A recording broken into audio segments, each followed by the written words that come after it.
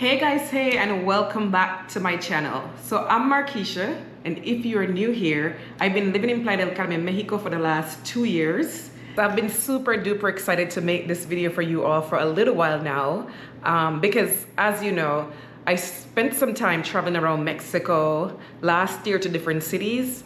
And I wanted to make this video to just do my reflections on some of the different cities. So if you're somebody who's considering either moving to Mexico to live in one of the cities that are popular around, among like expats and immigrants, I'm gonna share my reflection on like my experience in those cities, kind of things I liked, things I did not like, you know, that might be helpful for you. As you're trying to figure out like what is the best city for you to either visit or to live, I think you need to take into consideration basically like your lifestyle, right? The type of lifestyle you live. Are you more like an active person who needs a city?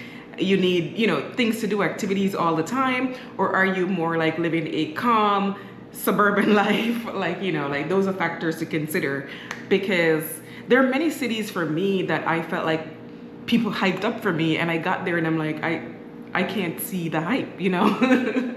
But again, it really is going to depend on like your situation and your lifestyle and like what you're looking for in a city. And I'm going to preface this video by saying, you know, like I am originally from Jamaica, so I grew up in a small, tiny rural community in Jamaica for, you know, most of my childhood, early adolescence, and then I moved to New York City, and I lived in New York City for 20 plus years. I've also lived in a lot of bigger cities like Madrid. I've lived in Boston, you know, and New York. So I am more of like a big city girl. So the perspective I'm coming from is I've lived rural tiny life, but I've also been like a big city girl for like so long. I'm a New Yorker. I'm gonna start off with Playa del Carmen because this is the place I have lived for the longest. I've lived here for 2 years, and this is the place like, you know, I feel most at home in. So let me tell you a little bit about my city of Playa del Carmen. So Playa del Carmen is located in what a lot of us call the Mexican Caribbean, right? We are technically in the Caribbean, so we get access to the Caribbean Sea. So you do have the same blue turquoise Caribbean Sea that the rest of the Caribbean gets, except we are in Mexico, right? So we're located in between like Tulum and Cancun and a lot of other like highly touristy spots. So one of the pros of living here is that, you know, you can literally, if you want, be in Cancun and Tulum in less than an hour, as well as Cozumel. So if you're a type of person who likes to travel, you know, you like to do day trips, like this is a perfect place to be, because there's just so many things you could be doing like in the neighboring cities in under an hour, right? You could do this in a day and be back in no time. You know, so Playa del Carmen is a very touristy town, you know, so it is a very lively town. There's like a lot of action going on here. So as you're walking around, there are gonna be people trying to sell you excursions. There are gonna be people trying to get you to restaurants. Like, you know, it's a very touristy town. A lot of people are here on vacation, but you also have like a very big expat immigrant community where a lot of people are here from the US, Canada, and Argentina, right? So a lot of Americans and Canadians will come down during the winter. So the winter time, like it gets very busy and very packed. So between the months of say November through about like April, it's very packed. It's high season, like everybody and their mother is here in Playa del Carmen, right? To soak up the Caribbean Sea and to be close to the beach and to be away from like the winter months. You know, because it is such a touristy town, like it tends to be like very English speaking here. So which can be a pro or a con, right? So for people who do not yet speak Spanish, it's very helpful. You're able to communicate with people, you're able to make friends, you're able to talk to locals in English. And, you know, I feel like it's a good starter city. If you're like, okay, I just want to test out like living abroad, but I don't yet speak Spanish and I want to be comfortable speaking. On the flip side of that, if learning Spanish is your goal, then it's going to be counterproductive to that goal. You know, it's very hard, and you have to have a high level of discipline to be able to live your life in Spanish when everybody around you is pretty much speaking English. So pros and cons from that lens. In Playa, I would say it's also like very easy to find community. I feel like you just go outside and you make friends, right? There are over 160 different like WhatsApp groups that you can join. So whatever your interests are, there is something for you to do, right? If you're into yoga, if you're into sewing, if you are into just reading books, there are book clubs, right? If you're more active, you're into like fitness and gym, there are a lot of like walking group, running group, free workouts. Like there's literally something for every single person. If you have an interest, more than likely there is a group for that, you know? So definitely like you want to tap into like a lot of those groups. There's also like different expat communities. Like there is a Black community here, so there are different WhatsApp groups for the Black community, you know, where you can like meet people. There are different events. There are like line dance events. There are, you know, just parties. There are pretty much a bunch of things that, you know, book clubs, like networking events, like a bit of everything here. Yeah, one of the other things I really love about Playa del Carmen would be the walkability. Like for me, like as I mentioned, I am a New Yorker, I am a big city girl, like so walkability is important for me, right? I like to be able to just walk everywhere. Like walking 15-30 minutes is like a walk in the park for me, right? So if you're a person who needs walkability in a city, like this is a great place, right? But if you're more of a person who like needs to drive places, you're probably going to be miserable having to walk everywhere. You know, there are taxis here. Like Uber doesn't exist here, but there are taxis. So you're going to see taxis all over the street. They're going to be blue and white. Getting a taxi if needed is no problem. But like most of the time, I feel like I am walking. Most of my friends are just walking. You know, people are always asking me about like, you know, are there people with kids? Are there families? You know, like there is a bit of everybody here in Playa del Carmen. You know, there are families, like, you know, there are married couples, there are single people. There's a bit of everybody. I would say like, you know, my circle tends to be more like child-free, single people, you know, but there is a mix of everybody. Or there are also a lot of people who have like older children who are like grown, who don't live with them, and they're coming here to just kind of like enjoy their life now that their kids are grown. But I feel like on a day-to-day, I would say the majority of the people I'm around do not have kids. The majority of expats I know do not have kids, but there are some with kids. You know, it's just not my life per se. So people often ask me too about like the average monthly rent, and I'm gonna go over here to our little AI so they can tell us. Right, so it's saying the average rent for a one bedroom is about 400 to 1,000 US dollars, depending on location and size. And a two bedroom can be between 800 and 1,500. Luxury can be up to 2,000, right? So literally, the cost of your rent is going to vary depending on what you're looking for. Like if you're looking for like a luxury apartment versus more like a very chill type of place, you know, like, but I would say for like a nice like building that's centrally located, you're gonna be paying closer to like that $1,000 range for like a one bedroom or even a studio. Yeah, if you need like all the amenities, the gym, the rooftop pool, like all the things, you can get things for cheaper, but without all the amenities, right? So a lot of these is gonna be like, what is important to you? Like, do you want amenities? Do you not want amenities? How close do you want to be to the activity? Do you want to like step outside and be right there? Or do you want to live, you know, 15-20 minutes away and have to like ride in or drive in? You know, that's a very different lifestyle than living in the centro, right? Like I live in centro and downtown, closer to the action. So what you're paying is going to really depend on, you know, what amenities like you're looking for and like access and location, like anywhere else in the world, right? The closer you are to the action, the more money you're going to have to pay.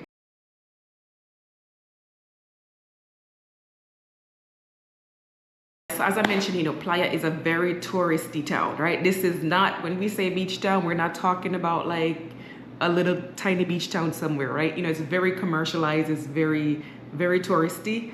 So I often describe it as like the Times Square of Mexico, right? Or think Vegas Strip, think Times Square vibe. You know, it's a very touristy town. There are gonna be people constantly trying to get you to buy things and come to their restaurants and spend money, right? So that's something one of my friends was shocked when he got here. So I just want to make sure y'all know, like, it is a tourist town. right? So because of that too, there's not a lot of like authentic Mexican culture here, right? There isn't really, it's not real Mexico, right? It's Mexico adjacent. But another con, I would say, it's like, it's a very transient city, right? You're gonna find that people are constantly just in and out. There are people who are here like on vacation for like 5 days to a week. To people just coming in to try it out for a month, to people for 3 months. Like I have friends who come in like 4 times a year, right? They come in for like a month here and there throughout. So you do find that like people are constantly moving around, people are nomads, they're traveling. So like you might be friends with this person today and 2 weeks later they're gone, so there can be like that transient feeling, which can be hard for community sometimes, like if you're looking for more like the long-term friends, like those do exist, they do exist, and you have those, but but a lot of people come in for the short term as well. So like, yeah, that's pros and cons there. Then during the summertime, it gets really, really hot. So this is one of the cons, like it gets brutally hot here. So you're gonna be spending the majority of your time indoors, like during the summer. So starting from about like May till about September, on average, it's gonna be about 95 degrees Fahrenheit every day. So it is very, very hot, very, very hot. So you wanna get out in the mornings and then in the evenings. During the day, try to be inside as much as possible. In the summer as well, it tends to be seaweed season. So this is when the beach gets a lot of seaweed. So it's low season for a couple of reasons. It's hot and then it's seaweedy. But I would say for the 2 years I've been here, I have not seen any type of extreme seaweed. Like there are days when like there might be more than normal, but I feel like they do such a good job of cleaning the beaches. Like for the most part, like the beaches are nice most of the time. You might have like, a few bad days here and there, but like nothing extreme to the point where like you can't swim or get in the water. All right, so next up, I'm gonna be talking about Merida. So Merida, this is located in the state of the Yucatan. So Merida is a very, it's a colonial city. It's a very beautiful, it's a very colorful city, very vibrant, very traditionally, authentically Mexico. So when you get downtown Merida, it is absolutely stunning. It is gorgeous, like it is definitely giving like colonial vibes. So very opposite of Playa del Carmen, which is very commercial, and Times Square, this is very authentically Mexico. Merida is a much quieter place than a place like Playa del Carmen. Like I think when I got to Merida, I was kind of surprised by like how calm it is. Like, when you're in downtown and in that center, like it can get very busy, especially on the weekends. It gets busy. There's shows, there are events, there are things happening in that downtown area. This is where a lot of the main tourist attraction is. A lot of the tourists are like in that area. But I found that once I got out of that area, it was so quiet. Like, it was, for me, the first time I was experiencing walking down streets where I'm like, I haven't seen anybody in blocks and blocks and blocks and blocks. This was both in the morning and in the night. I'm gonna insert a clip of like one of the nights when I was walking back by myself. It was like very scary for me to not see people for so long, especially coming from a place like Playa del Carmen where it's just like Fifth Avenue and there is just noise and traffic all the time, to like not seeing anyone for like a while. Like that was very new and different for me for sure. When I tell y'all, there is not even a human being in sight. Okay, here comes a car. But the streets are just giving desolate. It's giving people do not live here. Where are the people? It's crazy. So quiet, it looks almost abandoned.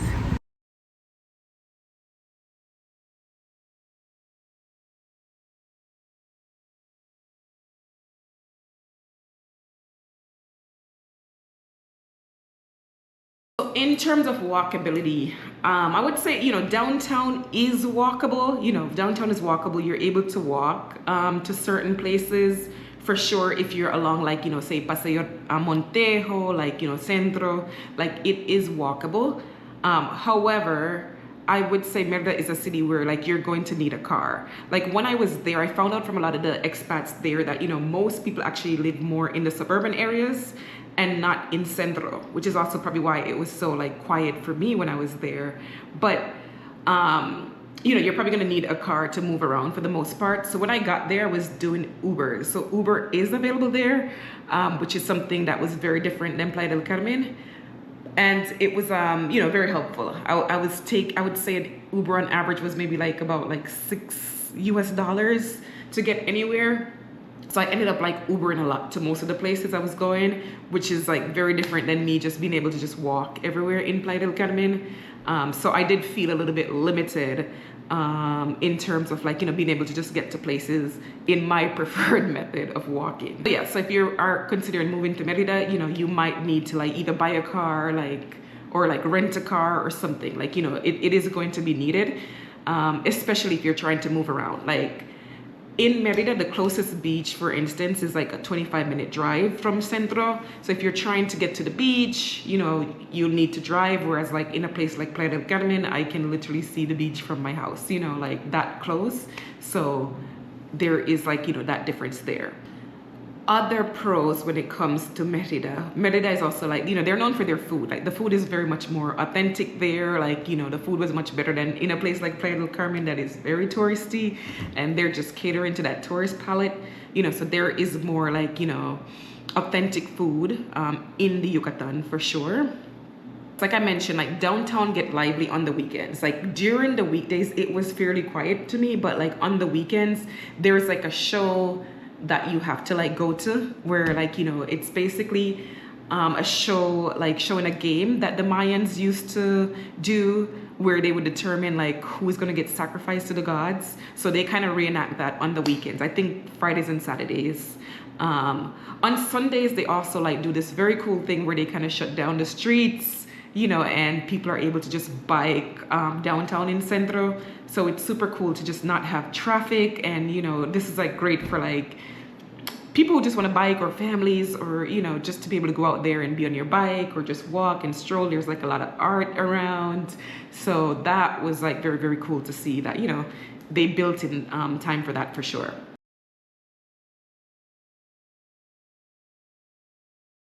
So one of the things that people talk about when it comes to Merida is the heat.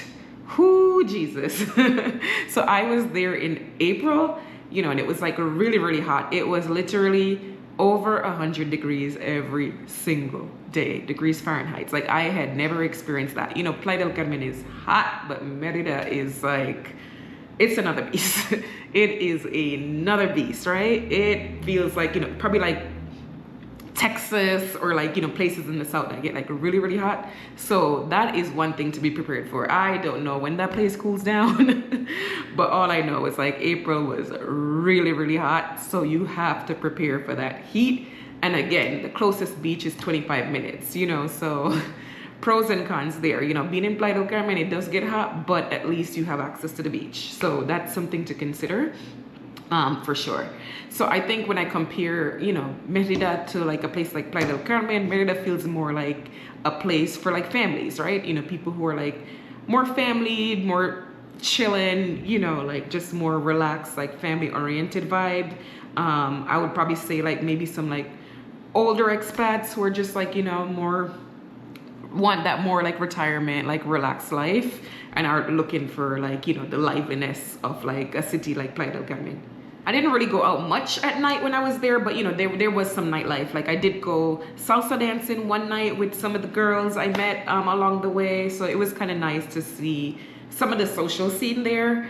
But personally for my lifestyle, it is a little bit too calm and a little bit too quiet, you know, so for me, it was nice to experience it, but I personally couldn't see myself living there. So again, it all depends on like the lifestyle and like what you are looking for in a city. So next up, I'm going to talk about Mexico City, La Ciudad de Mexico, right? So Mexico City, oh my God. So after Merida, I spent 2 weeks in Merida, and then I went to Mexico City where I spent 1 month. So personally, like I loved Mexico City. I felt like of all the places I visited, like Mexico City was my favorite, right? But then this is coming from someone who is a New Yorker. So for me, like being back in a big city, like felt like very normal, felt very authentic. I feel like for me, this was kind of like the experience I was looking for out of Mexico, right? I wanted Mexico to kind of feel like when I was in Madrid. and like Mexico City like just gave me that kind of feeling for sure. So Mexico City, right? This is located in central Mexico. Mexico City is a big city. So this is the largest city in North America. So Mexico City is bigger than New York City, right? So if New York City scares you, Mexico City might scare you even more. You know, I did a 2-day hop on, hop off bus tour when I was there. And I was so thankful because I would not have been able to like see that whole place. Like even the 2 days were not enough because I kept hopping off. But you know, it is big city vibe, a lot of traffic, a lot of loudness. Like it is city life for sure, right?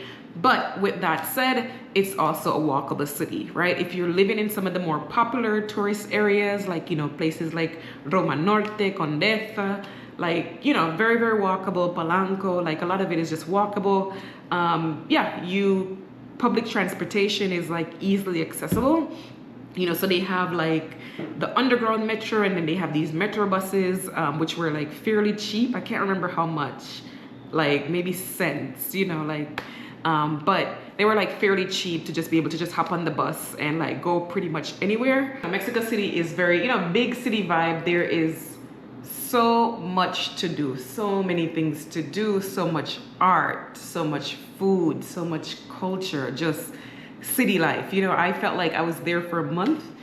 I did all of these cool things, but I still felt like a month was too short. It felt way too short. So it's one of those cities that I definitely want to go back to and spend like a longer time. And I do plan to go back there over the next couple months, you know, but it is one of those places where like there is something to do all the time. You know, Mexico City has like, I think the most museums in North America.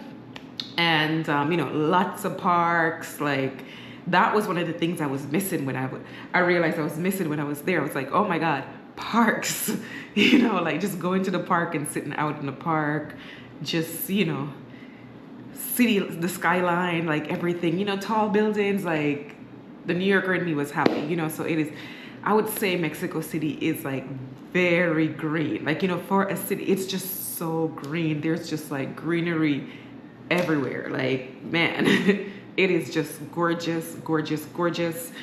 You know, of course, the food in Mexico City is amazing. Like, you know, pretty much anywhere I ate was pretty good. Like, there's a diversity of food.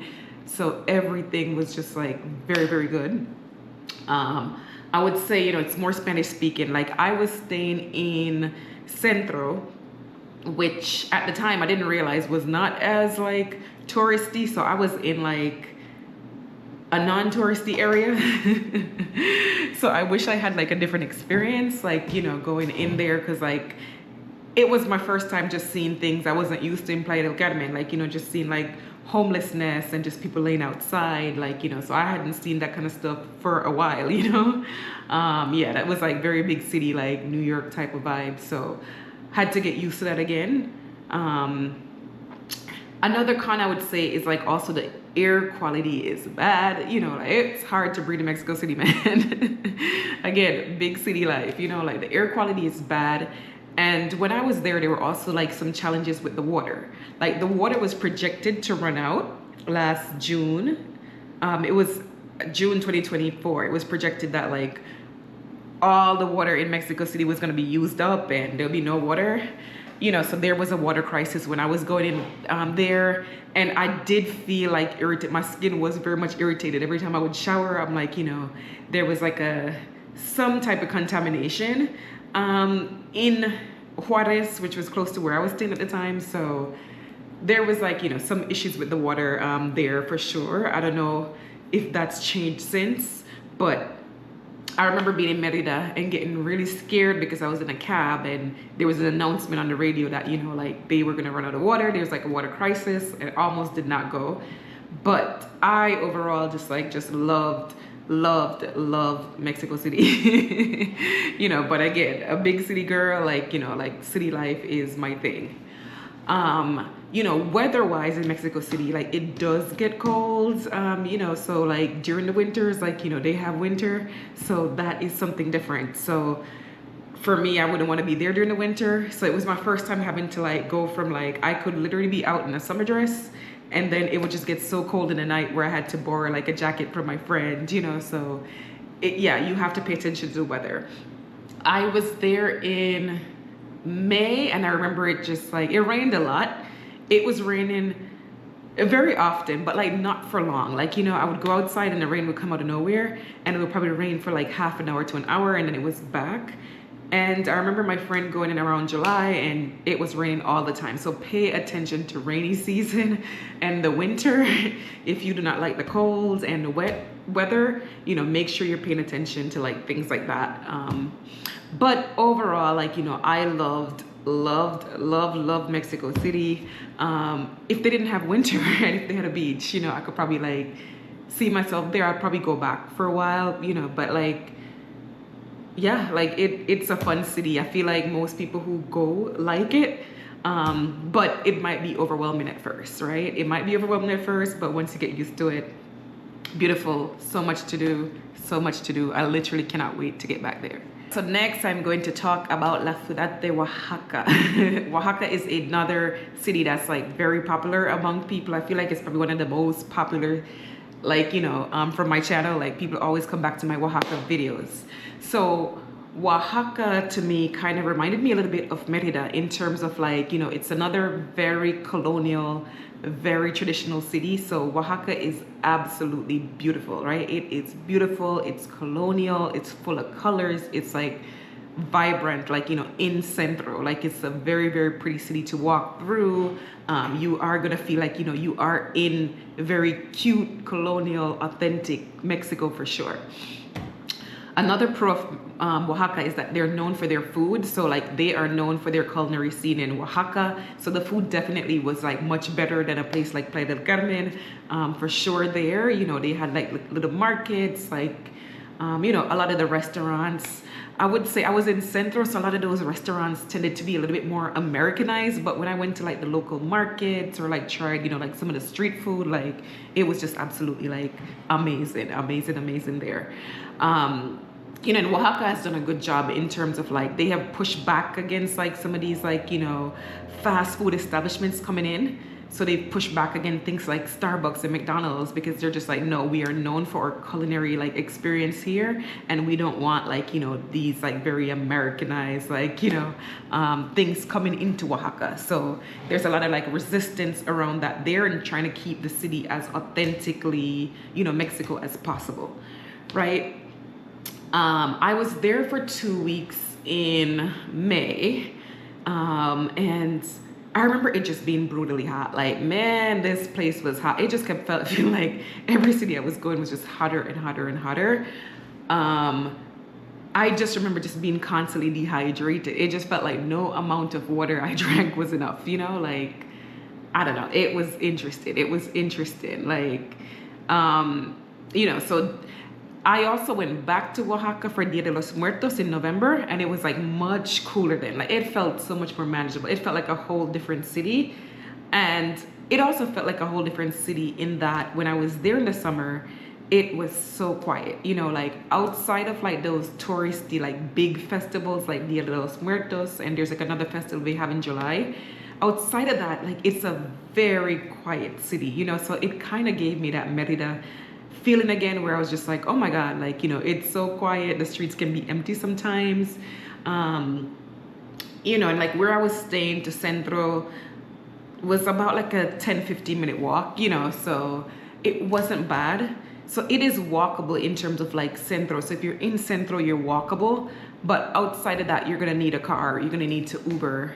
I think they had Ubers there, if I remember correctly. Or no, they had taxis. You could jump in taxis, but it's a small place. So for me personally, after maybe a week, you know, and after doing some of like the excursions, like, you know, there's some cool places you can go, like Irva el Agua. I would definitely recommend, you know, absolutely stunning, beautiful, beautiful view. But once I did a couple of like these day excursions, it felt very quiet for me, you know, like 2 weeks for me personally, and like my lifestyle was just very quiet there. I didn't know what to do with myself. Like most of the times I'm just like, okay, now what, you know, in addition to it just being hot, you know, but It is gorgeous. It has this like amazing like Instagrammable street. So like when you're there are like certain streets you could go to just for like photos, you know, like gorgeous, gorgeous, beautiful, beautiful, beautiful, beautiful like city, you know, but very, very small for me personally. After Oaxaca, I decided to go to Puerto Escondido. I was gonna spend a little time in Puerto Escondido, but I decided to switch my plans up, and I ended up going to Puerto Escondido for like a day and a half. You know, Puerto Escondido is like the complete opposite of Playa del Carmen, right? It is like not commercialized. It is like beach town, right? It is more authentic, raw, like, you know, more like very relaxed, chill, you know, like it's not, yeah, it has not been like taken over by like these big industries just yet. So for a lot of people who like, you know, like that more like authentically raw, like real beach town vibe, you know, it definitely gives that. It definitely gives that. Yeah, you know, it was not the place for me personally and my lifestyle. You know, again, big city girl here. You know, it felt a little bit more too relaxed and too calm for me, a little bit too rural. Like, you know, some parts of it felt very like middle of nowhere to me, you know, like dark streets. Granted, like I'm from Jamaica, right? So like the first 13 years of my life was like living in a place like that, you know. So for me, I'm like, okay, been there, done that, check, you know, like I'm a bigger city person, so I just prefer the city life. So for me, it was not the place for me. Yeah, but it was nice to see it for a little bit.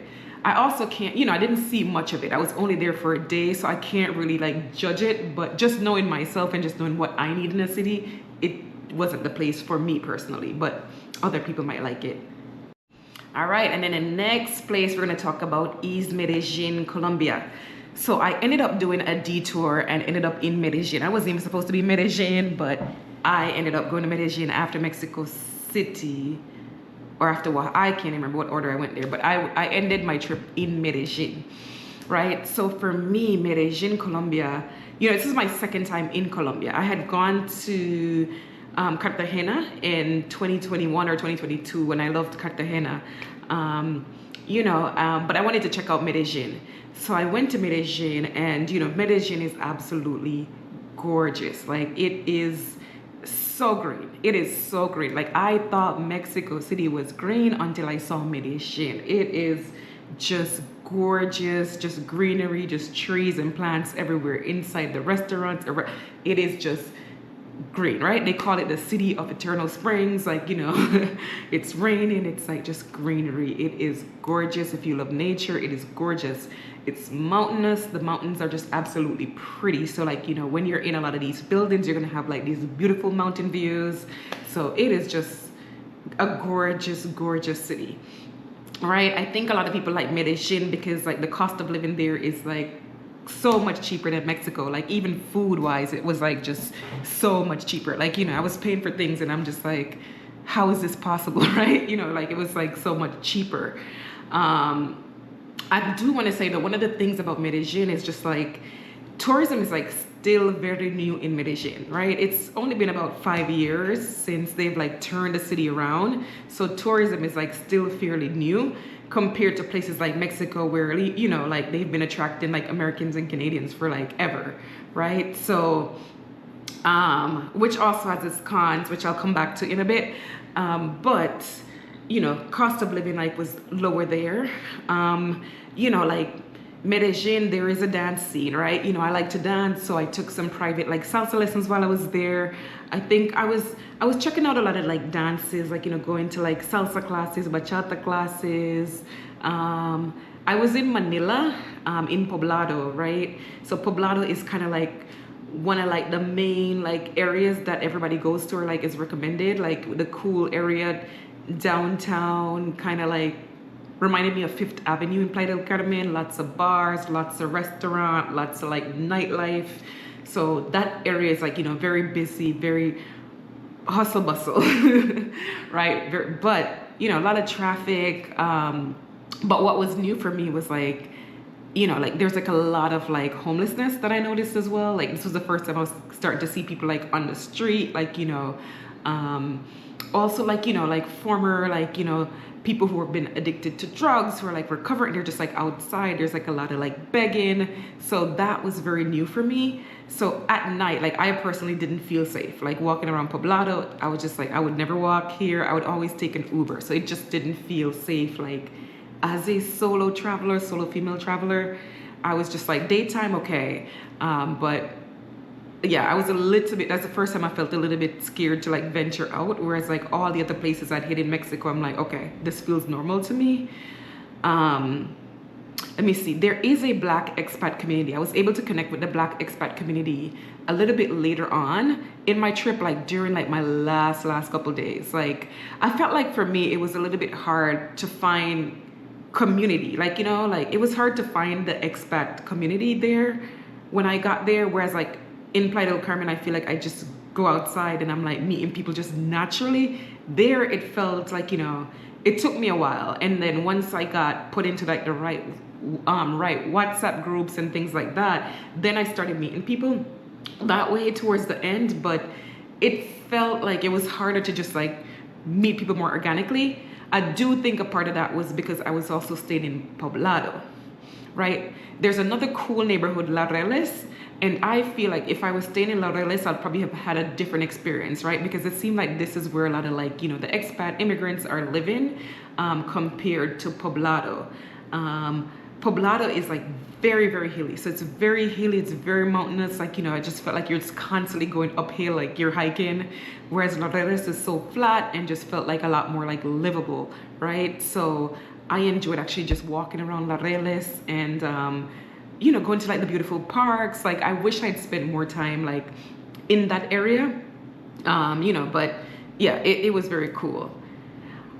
You know, and then Medellin is also like, you know, it is also a bigger city, right? It is also a bigger city, like, you know, maybe smaller than Mexico City for sure, but, you know, like still big city. So walkability, like, you know, I was able to walk around Poblado, like, you know, some, but Poblado is very hilly. Like you can walk, but it's also like, man, you're going up mountains here. La Reles felt a lot more like walkable, right? You know, it's flat, like there are parks, like, you know, like it felt a lot more like, okay, I can live and like walk here every day. Poblado was like, Jesus, I'm gonna be hiking all the time. But it was more common to also just Uber to like get to different places. So again, it's one of those cities where like, you know, hopping in a car, like hopping in Uber is like fairly cheap and easy. But, you know, coming from a place like Playa del Carmen, I'm just used to walking everywhere. This is like a bigger city, you know, kind of vibe. Another thing I would say around the safety too, like, you know, pickpocketing is like very common. So like, you know, it's very common for people to like lose their phones or like, you know, like phones get taken, you know, like, because again, like tourism is like still very new, right? It's still very new. There's some places I went to, like I went on a historical tour of downtown and I'm like, oh my God, that place was like, you know, very scary. Like Centro is like scary, you know? So yeah, it was one of those places where I was like, okay, I did this, check. I don't know if I have to come back. One of the other things I learned while I was there is just kind of like, you know, seasons. Pay attention to your seasons, man. I was there in June, so it is their winter time, which I did not know at the time. So it was just extremely rainy. I was there for probably 30 days and it rained 28 out of them 30 days. Like it was just raining all the time, you know. So initially I got there, it was like very cold for me. It was like 68 degrees, which might not be cold for the average person, but when you're coming from Oaxaca where it was like 90 something, like, you know, brutal heat every day, it was, you know, a very different change of pace for me. Yeah, Medellin was just not the city for me in terms of like just, I didn't feel as safe there. Like I just didn't feel as safe there. Personally, like Mexico felt like so much safer to me. And I think I also got to Medellin at the end of my trip. Like I was traveling for 3 months at this point, right? So I was just kind of like ready to like be settled. Like I could only live out of a suitcase for so long, you know, like this was month 3. So maybe if I had gone like during like a better weather season and maybe if I stayed in Laureles, it would have been a very different experience. But for me, a month there felt like just really long, and I was like very much ready to go back to Playa del Carmen at that point. You know, so it was not the city for me, but I know people who live there who just absolutely love it. Absolutely love it. It works for them. So again, weighing pros and cons. So I ended up, you know, after Medellin, getting back to Playa del Carmen. right? So, which I was so excited about, right? So excited about. I also have like a playlist for like each of the cities I went to. So, you know, I have a playlist for Mexico City, for Playa del Carmen, for Oaxaca, for Medellin. So if you want to see what my time was like in each of those cities, like be sure to like check those out. And thank you guys so much for watching. Let me know, you know, what questions you have, like, you know, what your thoughts on some of these different cities. And again, remember, it all is about like your lifestyle and what you're looking for in a city. So whether, you know, walkability, price, like, you know, affordability, like, you know, weather, like whatever is important to you is going to determine, like, you know, what makes the best city for you. So thanks again for watching. Be sure to like, be sure to subscribe, drop me some comments. I'm sure there are things I forgot and left out, but just wanted to kind of just share, you know, my perception of like my experience, like going through some of these other places. And I hope this video was helpful for you. All right, have a good day, and I'm going to see you soon in the next video.